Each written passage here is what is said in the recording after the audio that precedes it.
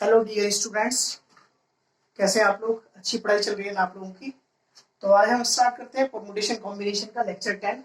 और कल इस चैप्टर को हम लोग फिनिश कर देंगे। मतलब total number of lectures will be 11, है ना। वैसे बेसिकली जब मैं पढ़ाता हूँ क्लासरूम में तो अप्रोक्स 14 लेक्चर्स लगते हैं इस चैप्टर को कंप्लीट करने में। 1-4 फिर भी हम यहाँ पर जल्दी फिनिश कर रहे हैं और कुछ भी मैं स्किप नहीं कर रहा। I am not skipping anything. Okay, start करते हैं परमुटेशन कॉम्बिनेशन। कल हम लोगों ने बेगर्स मेथड पढ़ा था, आप लोगों को याद होगा। 2 फॉर्मूले पढ़े थे। ओके, तो आज हम उसी पर एक क्वेश्चन भी किया था, सेल्फ वाला, है ना। अब हम नेक्स्ट कंटिन्यू करते हैं क्वेश्चन से। चलिए, नेक्स्ट क्वेश्चन है नंबर ऑफ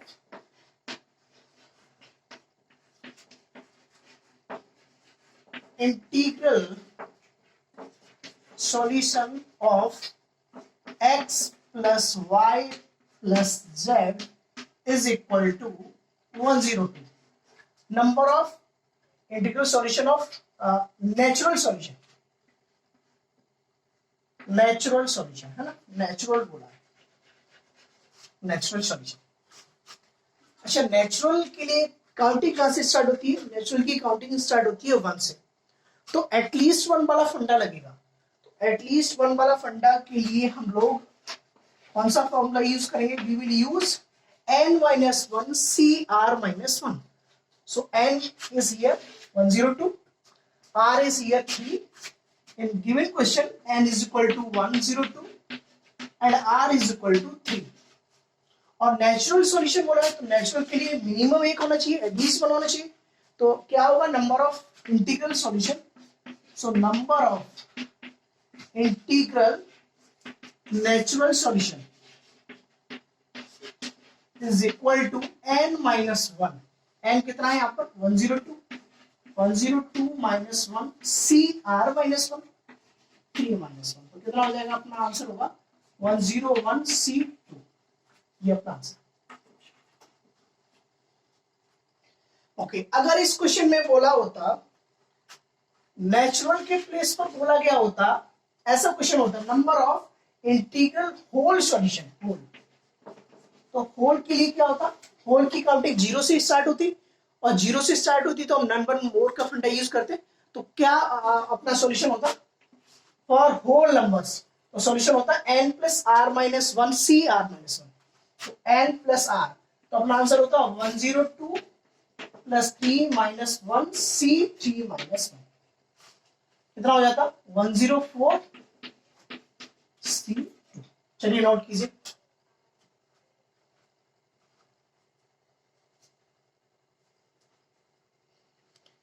चलिए, नोट कर लिया होगा आप लोगों ने। अब हम नेक्स्ट क्वेश्चन पे चलते हैं।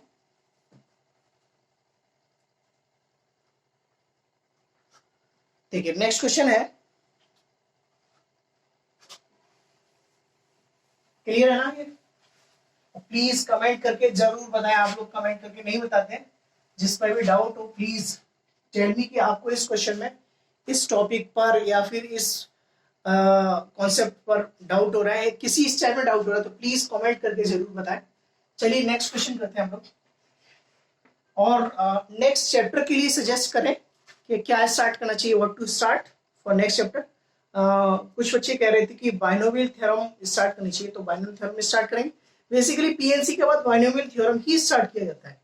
जब भी मैं पढ़ाता हूं तो पीएनसी के बाद बीटी ही स्टार्ट करते हैं, है ना। चलिए नेक्स्ट क्वेश्चन करते हैं हम लोग। नेक्स्ट क्वेश्चन है number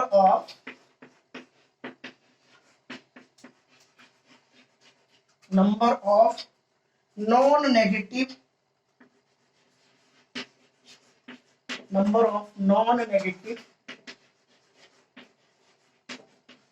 integral solution of inequality और इनइक्वालिटी क्या है? इनइक्वालिटी है x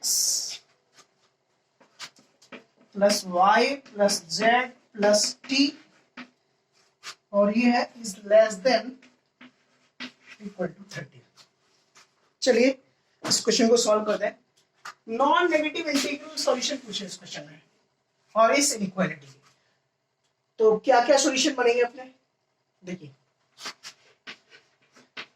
क्या क्या बन जाएंगे। लेस देन और इक्वल टू 30 की बात की गई तो x क्या क्या इक्वेशन बन सकती है, x plus y plus z plus t is equal to 0, ऐसे 30 बोला।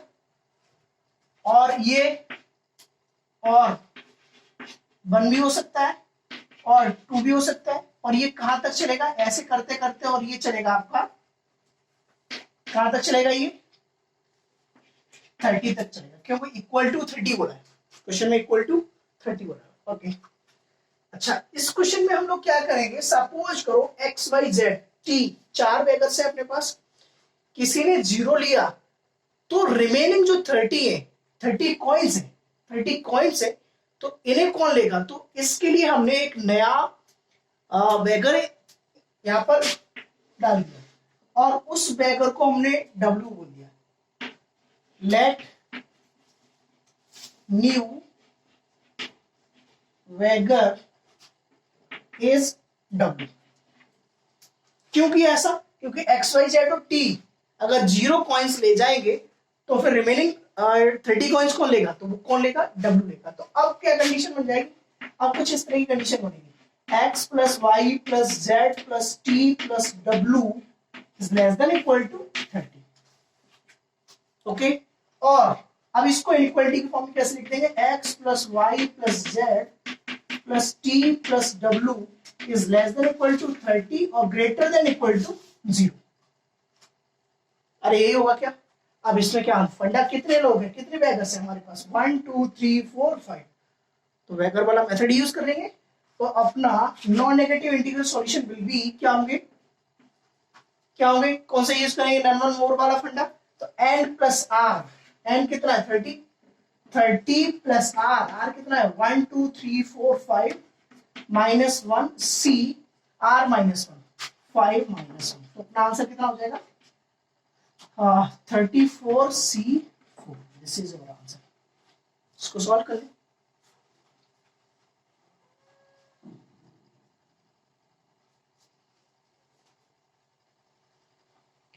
चलिए नोट कर लिया होगा आप लोगों ने।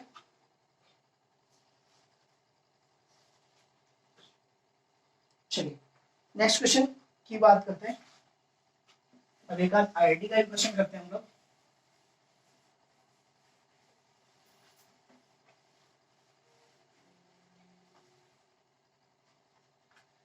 नेक्स्ट क्वेश्चन आईआईटी में पूछा है और कई बार पूछा है क्वेश्चन, है ना। ये ज्योमेट्री में ही पूछा क्वेश्चन। क्या बोला है क्वेश्चन में, number of points, number of points with integral coordinates, with integral coordinates, with integral coordinates that lie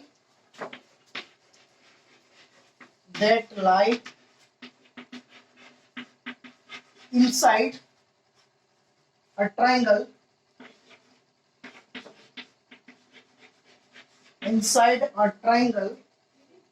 whose coordinates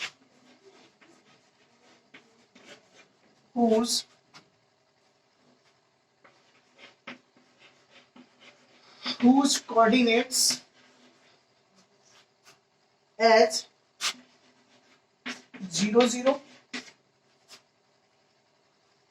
0 102 102 0 is what?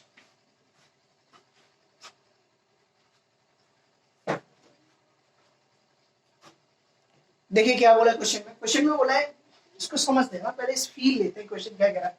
Number of points, कितने पॉइंट्स होंगे with integral coordinates, integer coordinates, okay, that lie inside a triangle, triangle के अंदर लाई करे, जितने भी coordinates है वो किसके अंदर लाई करें, ट्राइंगल के अंदर लाई करें, whose coordinates as 0 0 0 102 और बोला है 102 0।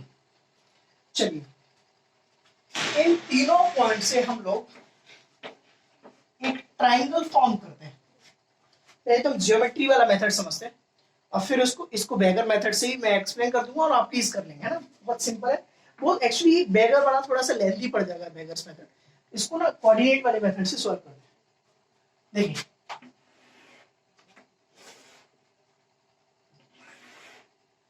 ये this point is origin is basically 0 0।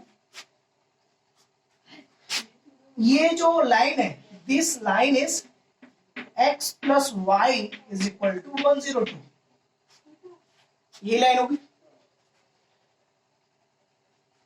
इस पॉइंट के कोऑर्डिनेट्स क्या होंगे 102, 0।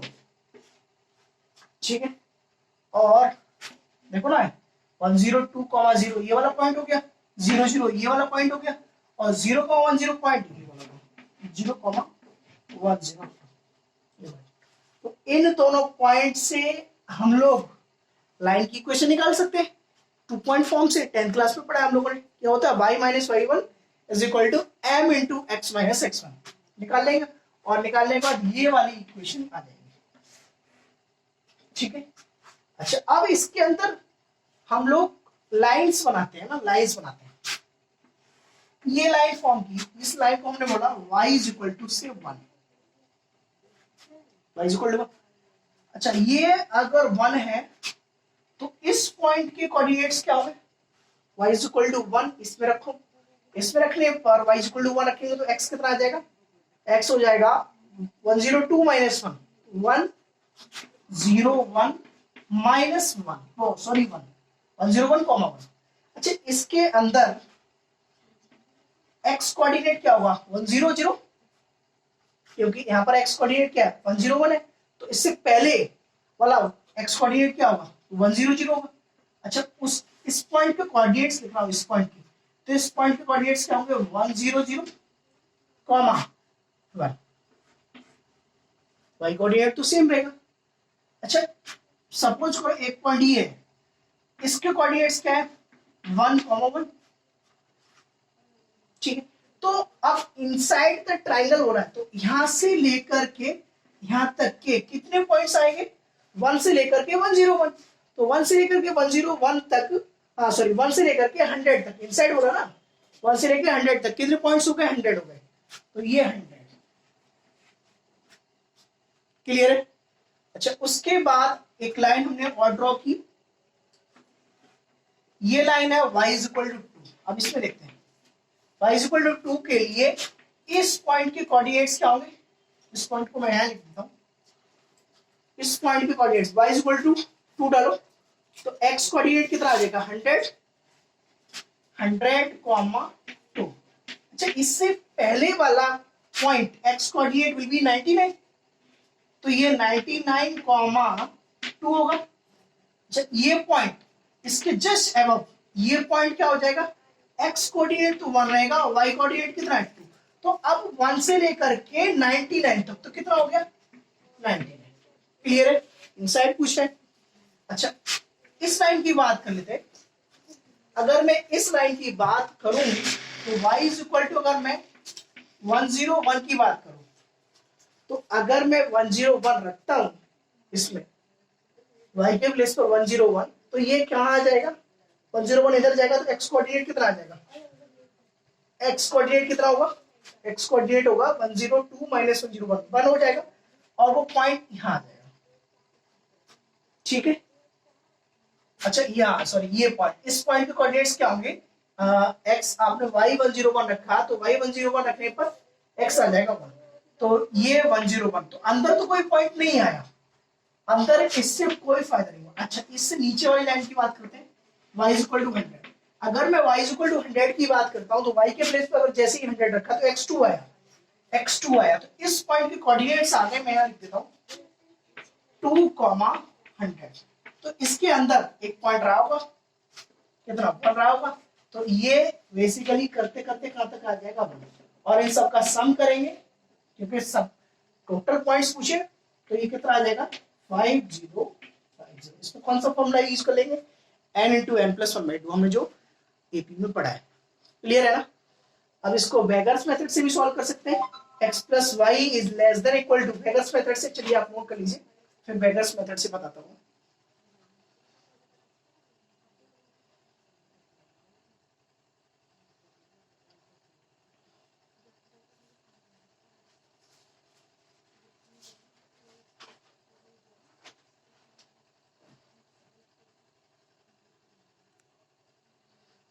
नोट कर लिया। प्लीज अगर नहीं समझ आया तो प्लीज कमेंट करके जरूर बताएं, बहुत सिंपल क्वेश्चन है ना। अच्छा, बेगर्स मेथड से हम लोग, बहुत सिंपल है बेगर, थोड़ा सा लेंथी पड़ जाता है, कैलकुलेशन पार्ट थोड़ा सा लेंथी हो जाता है बेगर्स मेथड में बेसिकली। इसको ना बेगर्स मेथड से हम लोग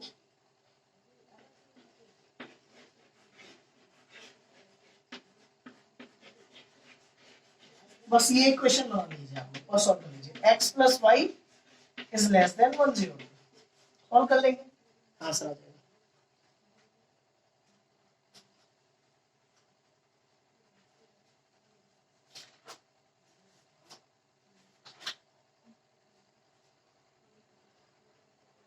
चलिए नेक्स्ट टॉपिक पे आते हैं हम लोग, that is maximising NCR. Next topic is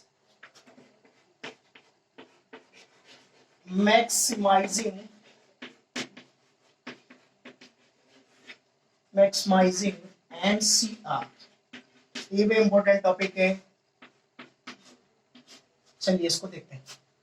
तो ये बेसिकली बाइनोमियल थ्योरम में पढ़ाया जाता है, फिर भी एक बार देखते हैं। एनसीआर ये मैक्सिमम होगा, maximum depends upon n, n पर डिपेंड करेगा। अगर एन आपका, एन अगर इवन हो गया, ये सेम वही है बाइनोमियल थ्योरम, नेक्स्ट चैप्टर हम जब पढ़ाएंगे। अगर एन इवन है तो वहां पर हम लोग देखते हैं मिडिल टर्म में, एन अगर इवन है तो मैक्सिमम क्या होगा, मैक्सिमम होगा n C n by two. और अगर एन आपका ऑड है, if n is odd then maximum will be two terms. क्या क्या होंगे, एक तो होगा n C n minus one by two, और दूसरा होगा n C n plus one by two. Simple है ये, वही जैसे हम मिडिल टर्म में करते हैं, आप लोगों ने थोड़ा सा पढ़ा होगा। जैसे नंबर ऑफ टर्म्स अगर 11 है, अगर ऑड है, क्या है ऑड, तो दो टर्म आते हैं, आपको पता है। तो वही सेम कहानी यहाँ पर है, नोट कर लीजिए, फिर इस पर बेस्ड क्वेश्चन करते हैं।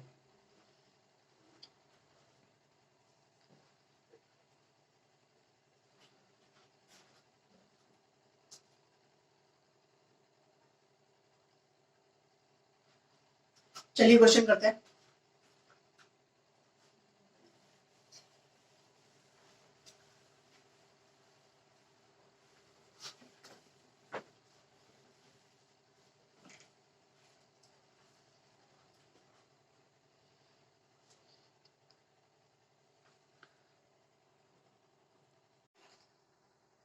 चलिए क्वेश्चन करते हैं हम लोग, क्योंकि जेई में पूछा क्वेश्चन है ना। A man wants to give, चलिए मैं बोल देता हूँ, क्वेश्चन थोड़ा लेंथी है। A man wants to give as many number of parties, a man wants to give as many number of parties as he can out of his, as he can out of his 20 friends by calling the same number of people, by calling the same number of people but not the same group, but not the same group. How many should he call, how many should he call so that, how many should he call so that, number first, इसके दो part है question के। First part है so that first part, the number of parties is maximum, the number of parties is maximum। और second part है इसका, how many each friend can be called, how many each friend can be called। देखिए क्या हो रहा है इस question में। इस क्वेश्चन में हो रहा है कि एक आदमी है जो अपने दोस्तों को जितने से जितने मतलब ज्यादा से ज्यादा पार्टीज देना चाहता है, उसके 20 दोस्तों में से, 20 फ्रेंड्स में से, by calling the same number of people. Suppose करो उसने 5-5 का ग्रुप बुलाया, बट आगे क्या हो रहा, but not the same group, group same नहीं होना चाहिए। मतलब 5-5 का ग्रुप जो बुलाया उसने 5 लोगों को, जैसे 5 फिर 5 फिर 5, बट सेम नहीं होना चाहिए, ग्रुप सेम नहीं होना चाहिए। मतलब कम से कम एक आदमी तो डिफरेंट होना ही चाहिए, ये बोला क्वेश्चन। तो क्वेश्चन बोल रहा है how many should he call so that the number of parties is maximum. तो पार्टीज मैक्सिमम कब होंगी, लेट, फर्स्ट वाले के सॉल्यूशन लिखते हैं, let r be the maximum number of parties, R be the maximum number of parties। तो हम क्या करेंगे, ये क्या बन जाएगा अपना, बन जाएगा 20CR। जैसे हम उसमें करते थे TR+1 ले लेते हैं बाइनोमियल थ्योरम में, TR+1 क्या लेते हैं, CR x to the power n - r by raised to the power r, तो 20CR। अच्छा, अब R की वैल्यू क्या होगी, मैंने अभी बताया आप लोगों को, यहाँ पर n कितना है, n यहाँ पर 20 है, n कितना है यहाँ पर 20, और 20 क्या है, इवन है। अगर n इवन है तो r कितना आ जाएगा, n/2 मतलब 20/2 मतलब 10। तो number of parties will be maximum, so number of parties will be maximum at, parties will be maximum at r is equal to 10, और r इज इक्वल टू 10 पर अपना आंसर कितना होगा, 20C10। तो this is our answer. Clear है ना question, because n 20 है तो इवन है तो r क्या हो जाएगा 20/2, अभी जस्ट बताया मैंने कॉन्सेप्ट। तो नंबर ऑफ पार्टीज किस पर मैक्सिमम होगी, r की कितनी किस वैल्यू पर होंगी, 10 पर, अपना आंसर कितना हो जाएगा 20C10।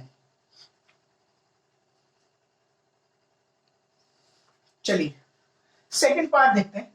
सेकंड पार्ट में बोला है क्वेश्चन में, how many each friend can be called, how many each friend, हर एक फ्रेंड कितने बार बुलाया जा सकता है। तो आपने अगर एक आदमी भी अलग ले लिया तो नया ग्रुप माना जाएगा, तो एक बंदे को आपने श्योर सिलेक्ट कर लिया, लिख लेंगे सेकंड पार्ट में, जैसे हमने दादाजी प्रॉब्लम में किया था, एक बच्चे को श्योर सिलेक्ट कर दिया था, तो वैसे ही same one man is sure selected. जब एक आदमी को श्योर सिलेक्ट कर दिया तो नंबर ऑफ वेज कितना हो जाएंगे, सो number of veg will be, अब एक आदमी को तो सिलेक्ट करने वाले में सिर्फ और एक अरेंज करने वाले, तो दोनों में से एक हटा दो, तो 19C 20C10 आया था, तो इसका आंसर कितना आ जाएगा 19C9। This is our answer, simple, note करें।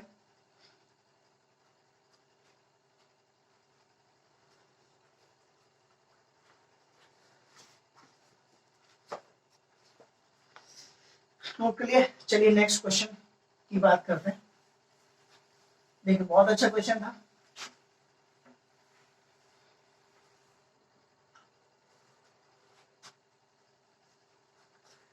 नेक्स्ट क्वेश्चन है, देयर आर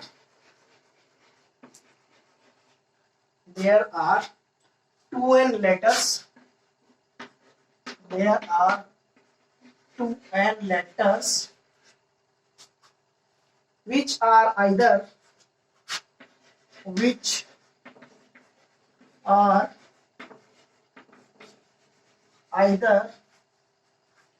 is ए और एपोस्ट्रोफी एस है, एज और B's. Find maximum number of arrangements, find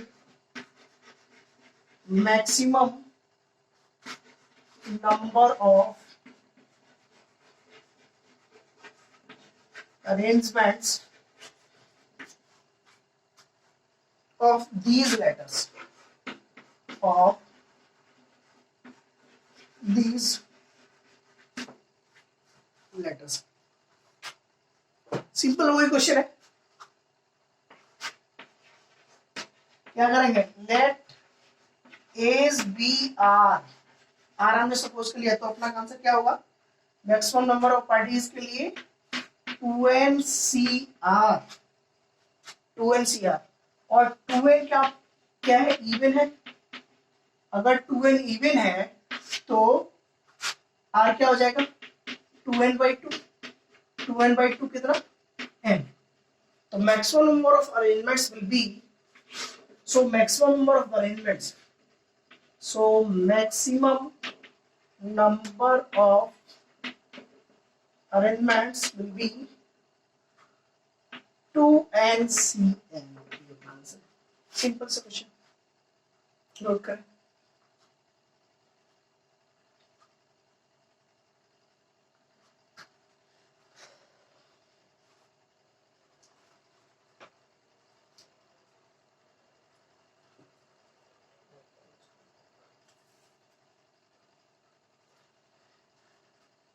चलिए नोट कर लिया, तो इस पर इतना ही क्वेश्चन है। नेक्स्ट टाइटल की बात करते हैं हम लोग।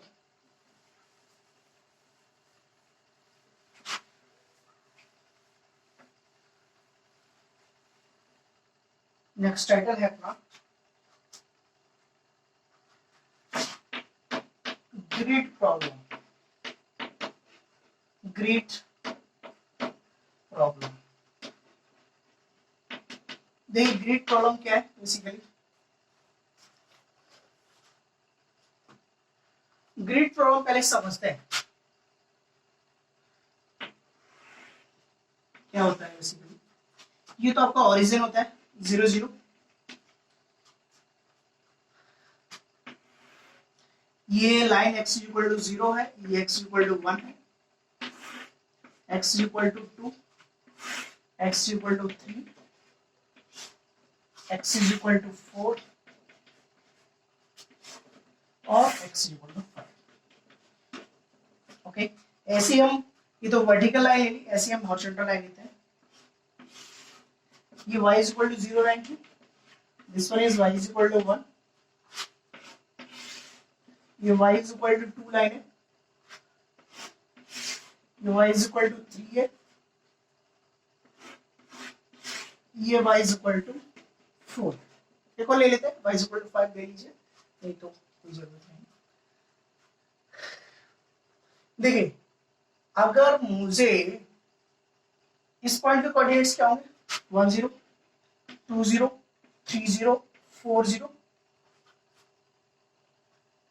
इस पॉइंट के कोऑर्डिनेट्स क्या होंगे, 4 1 4 2 4 3 और 4 5। से इस पॉइंट की अगर हम बात करते हैं तो इस पॉइंट में क्या होगा, इस पॉइंट तक पहुंचने के लिए हमारे पास कितनी हॉरिजॉन्टल लाइंस होंगी और कितनी वर्टिकल लाइंस होंगी। तो पहले वर्टिकल लाइंस की बात करते हैं। वर्टिकल लाइंस ये वाली लाइंस है, कितनी लाइंस होंगी, 1 2 3 4। तो 4 तो हमारे पास वर्टिकल लाइंस होंगी, ठीक है। अच्छा हॉरिजॉन्टल लाइंस कितनी होंगी, 1 2 3 4, यही होगी 1 2 3 4, हाँ 4 है ना। तो 4 ये आपकी क्या होगी, हॉरिजॉन्टल लाइन होगी। देखो 1 2 3 4, क्लियर है। यही सिर्फ इसमें यही है। और शॉर्टेस्ट पाथ क्या होगा, आप यहां से यहां तक जाए, यहां से यहां तक, यहां से यहां तक, यहां से यहां तक, ठीक है। चलो इसको आप बना लें, फिर इस पर क्वेश्चंस की बात करते हैं हम लोग, कैसे कैसे क्वेश्चंस इसमें पूछे गए।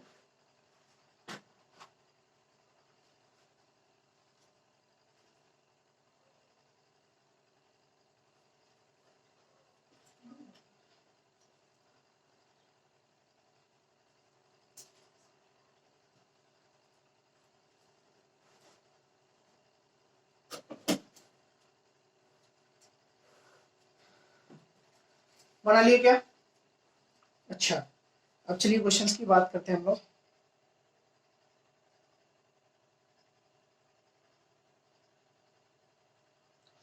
एक वर्ड क्वेश्चन मैं देख रहा हूं।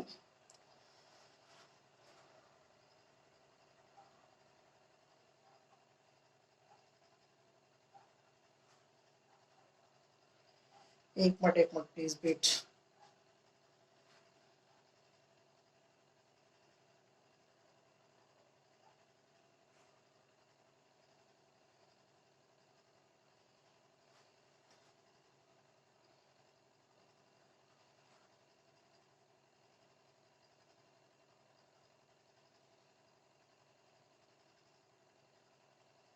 चलिए क्वेश्चन लिखिए।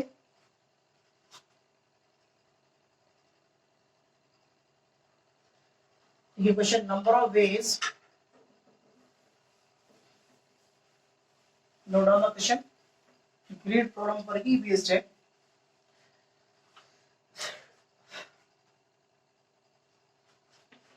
Number of ways, number of ways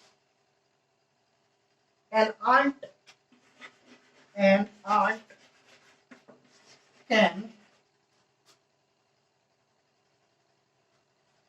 number of ways an ant can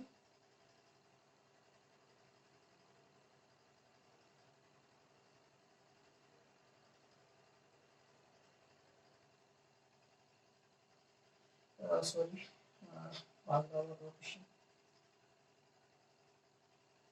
number of ways an ant can travel from 1 to 4,5 via shortest path। Note कर लीजिए आप क्वेश्चन को।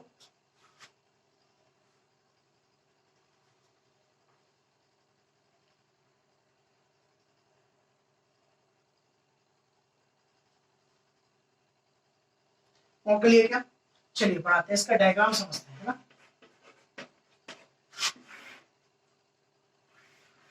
सिंपल क्वेश्चन है, बहुत सिंपल है। 1 ओके, लाइन्स बना देता हूँ, हॉरिजॉन्टल वर्टिकल।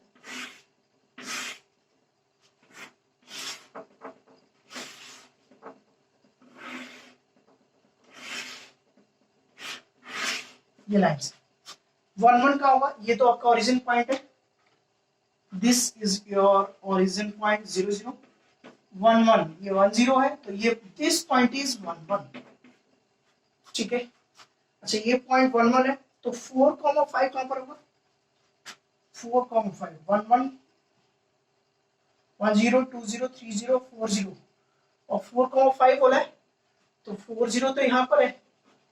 अब 5 कहां पर आएगा? y इज इक्वल टू 1, तो ये 1 2 3 4 5, ये पॉइंट रहा आपका 4,5।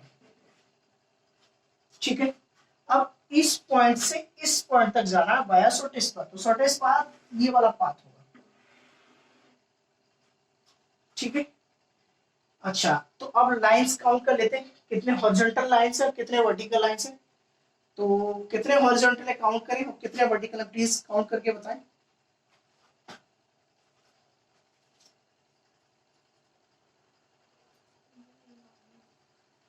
देखिए कितने हॉरिजॉन्टल है, 1 2 3, 3 तो वर्टिकल हो गए, और 1 2 3 4, 4 आपके वर्टिकल हो गए। सॉरी 4 3 तो आपके 1 2 3 तो आपके वर्टिकल और 4 आपके हॉरिजॉन्टल, तो टोटल कितने हो गए?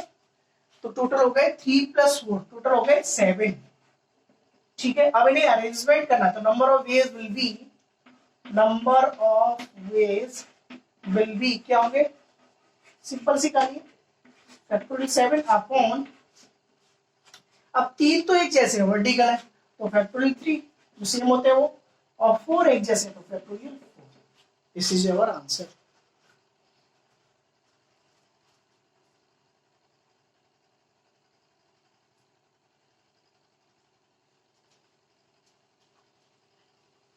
नोट कर लिया।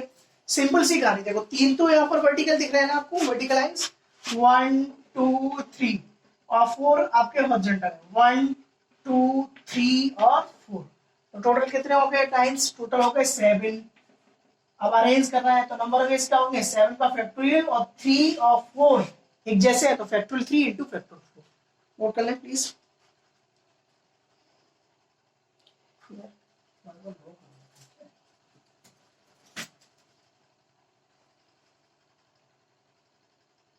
नोट कर लिया?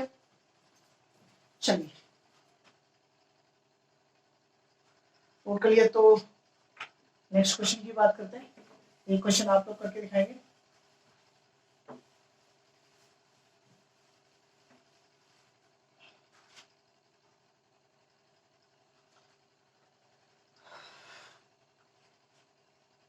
नेक्स्ट क्वेश्चन है नंबर ऑफ वेज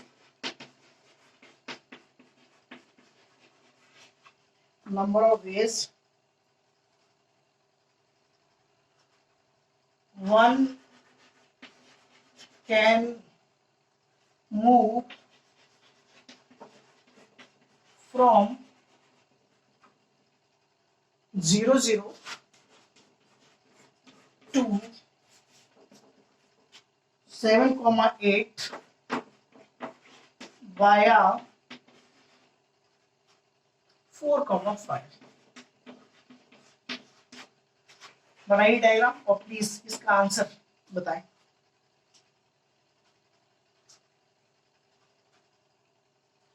क्या बोला इस बार क्वेश्चन में? बना लें आप, क्वेश्चन को बनाए और प्लीज आंसर बताएं जरूर।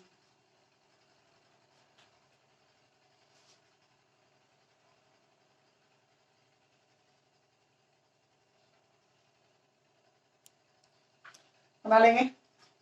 देखिए मैं लाइन्स बना देता हूँ।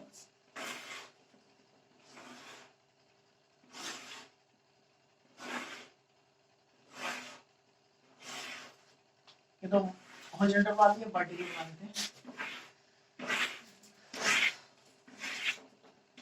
क्वेश्चन में बोला है 0 0 से, है ना? 0 0 आपको पॉइंट ये रहा, आई थिंक दिखाई हो रहा, विजिबल हो रहा होगा।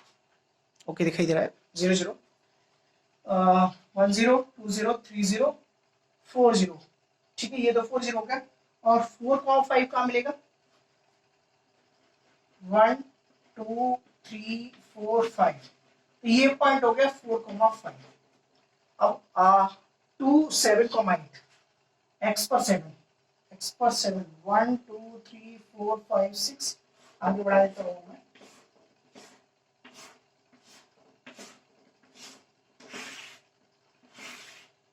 One two three four five six seven 7,8 1 2 3 4 5 6 7 8 8 कहीं यहाँ पर आएगा, एक लाइन ये वाली बन जाएगी। ठीक है, तो इस पॉइंट से ये पॉइंट 7,8 प्लीज इसको बना लेंगे ना, स्पेस लेंगे तो मैं ऐसे ही बना देता हूँ। इस तक जाना है ना? तो 0 0 से 7 8 तक जाना और किसके थ्रू जाना है? 4,5 से होते हुए। काउंट कर ले कितनी हॉरिजॉन्टल लाइंस है और कितनी वर्टिकल लाइंस है। ठीक है ना?